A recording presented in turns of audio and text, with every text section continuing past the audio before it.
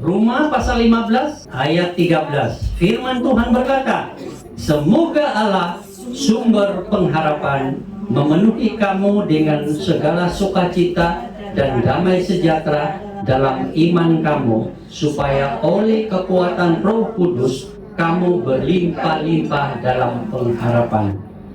Kalimat yang akan kita perhatikan adalah Allah sumber pengharapan. Jadi kita memang ada pengharapan, tapi kita juga tahu ada sumbernya, yaitu Allah. Allah ada sumbernya. Kita berharap bahwa Allah akan menolong kita, memberkati hidup kita, membentuk kita menjadi yang terbaik. Kita berharap Tuhan menghibur kita di saat sulit, menegur kita di saat kita lupa jalan Tuhan, tidak mau dengar-dengaran kepada Tuhan. Sumber pengharapan kita adalah Tuhan. Sebagai anak-anak Tuhan, apapun yang saudara harapkan dalam hidup ini, mungkin jangka pendek, mungkin jangka panjang, mungkin dalam hal kekekalan, pikirkanlah bahwa saudara berharap kepada sumber pertolongan saudara, yaitu Tuhan. Jangan kehilangan pengharapan kepada Tuhan. Mungkin ada di antara saudara yang doanya belum ada tanda-tanda dijawab oleh Tuhan. Tenang, ada banyak doa saudara yang sudah dijawab. Hanya ada 1-2 yang saudara lihat kok belum jelas. Bisa saja itu Tuhan nanti akan berikan, bisa juga Tuhan bilang, tidak perlu diberikan kalau ini. Karena kalau dikasih, langsung orangnya mati. Betul. Bayangkan ilustrasi ini. Tuhan kasih saya uang 100 miliar. Dalam suasana seperti ini. Begitu satu karung dari surga turun 1 miliar, bagaimana saudara menghadapinya?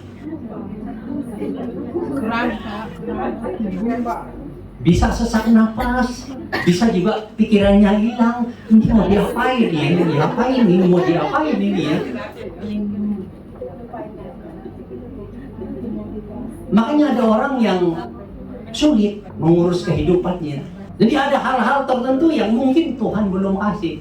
Memang dia sumber pengharapan. Apa yang kau harapkan, tapi ada yang memang dia kasih langsung, ada yang dia tunggu dulu, ada yang dia tidak akan kasih.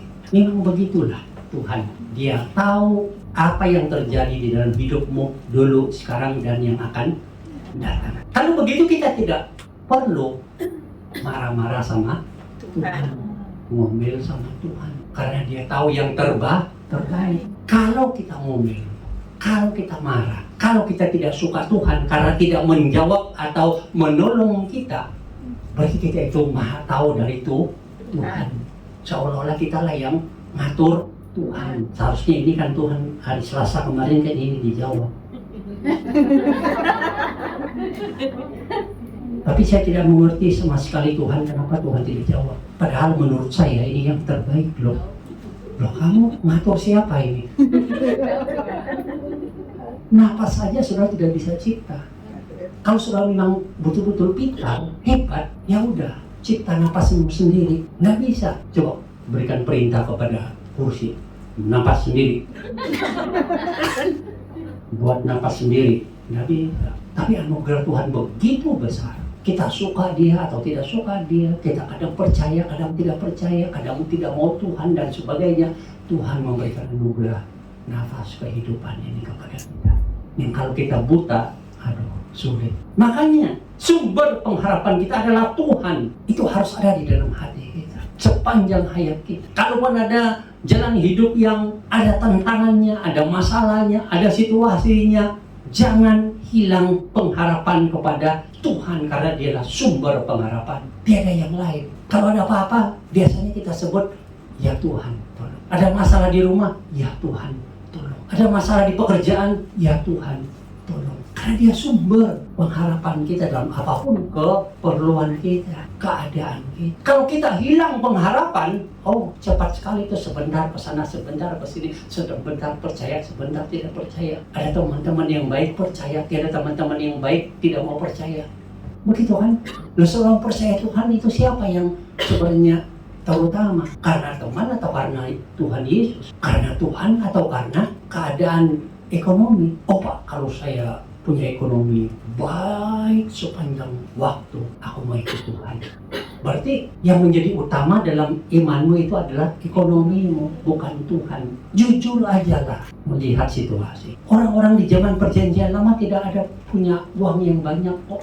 Dalam perjanjian baru juga begitu. Bahkan dibuat menderita kiri kanan oleh orang-orang jahat, tapi mereka tetap memilih Tuhan sebagai sumber pengharapan mereka. Mereka tidak terganggu dengan situasi dan kondisi. Ada orang yang punya rumah bagus, ada orang yang rumahnya kecil dan sudah tidak bagus, tapi sama-sama percaya kepada Tuhan. Makanya kalau saudara melihat apa yang saya tulis baru-baru, Tuhan, aku tidak memiliki apa-apa di dunia ini. Aku hanya memiliki Engkau. Hebat nggak itu? Hebat. Kita datang ke dunia kosong, kita kembali pun kosong. Jadi Tuhan adalah sumber pengharapan kita.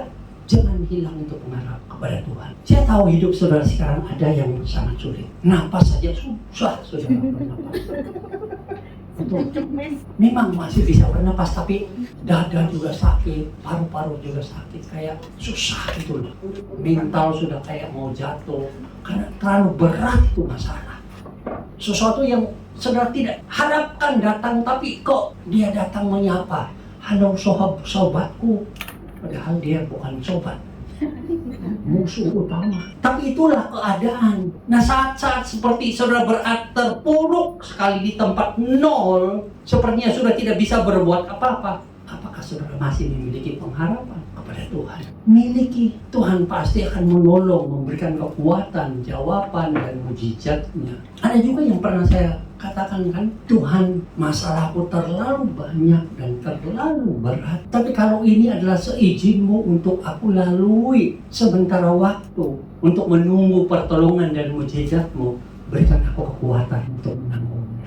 Berikan aku kemampuan untuk tetap berdiri menghadapi hidup yang sulit ini. Dengan penyataan begitu, dalam keadaan yang sesulit apapun, kita punya pengharapan kepada Tuhan itu tetap hidup, tetap ada, tetap kuat. Jadi dia saat-saat sulit, saya pikir yang perlu kita teguhkan di dalam hati kita adalah pengharapan kita kepada Tuhan, bukan yang lain-lain, dan menunggu pertolongannya, kekuatannya, dan mujizatnya.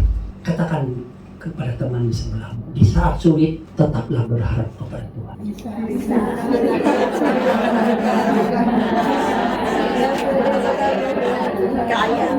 Nah kan yang tadi wajah-wajahnya agak muram gitu karena banyak masalah, sekarang senyum. Dikuatkan oleh firman Tuhan.